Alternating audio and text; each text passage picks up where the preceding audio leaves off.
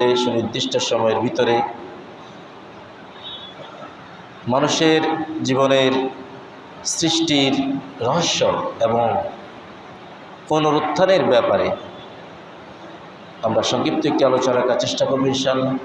আল্লাহ তাআলা আমাদের এই আলোচনাকে ইখলাসের সাথে করার বোঝা আমাদের দৈনন্দিন জীবনে প্রাত্যহিক জীবনে আমল করার তৌফিক দান করুন।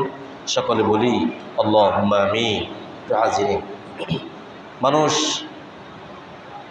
সৃষ্টির সেরা জীব, সৃষ্টির সবচেয়ে উত্তম এবং শ্রেষ্ঠ সৃষ্টি, সুবহানাল্লাহ, সবচেয়ে সম্মানিত সৃষ্টি, সবচেয়ে মর্যাদাবান, সবচেয়ে উত্তম সৃষ্টি হচ্ছে মানুষ।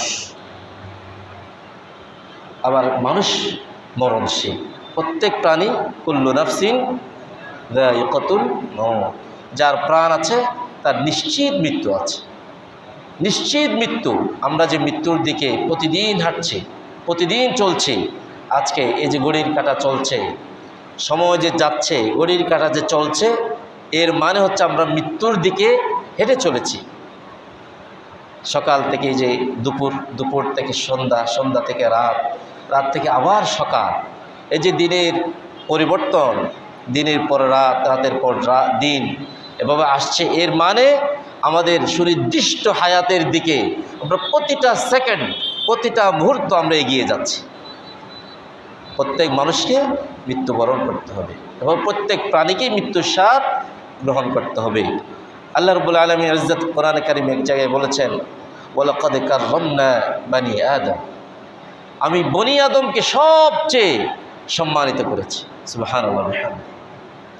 অন্য জায়গায় বলেছেন, লাকাদ খালাকনাল ইনসানা ফি আহসানি তাকওয়িম, আমি মানুষকে সবচেয়ে সুন্দরতম অবয়ব, সুন্দরতম গঠন, সুন্দরতম সৃষ্টির প্রকৃতি দিয়ে, সবচেয়ে সুন্দর স্ট্রাকচার দিয়ে, গঠন দিয়ে আমি মানুষকে সৃষ্টি করেছি।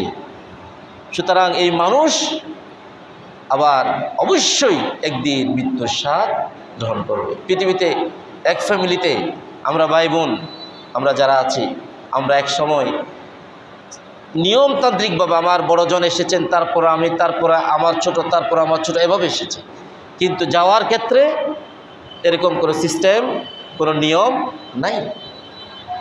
হাজারো আছে, দাদা আছে, নাতি নাই, বাবা আছে, ছেলে নাই, মা আছে, মেয়ে নাই, আছে নাকি নাই? এর মানে মৃত্যু যে নিশ্চিত, মৃত্যুর দিকে যে আমরা যাচ্ছি এবং যে কোনো মুহূর্তে চলে যেতে হবে, এই বিষয়ের কোনো সন্দেহের অবকাশ নাই।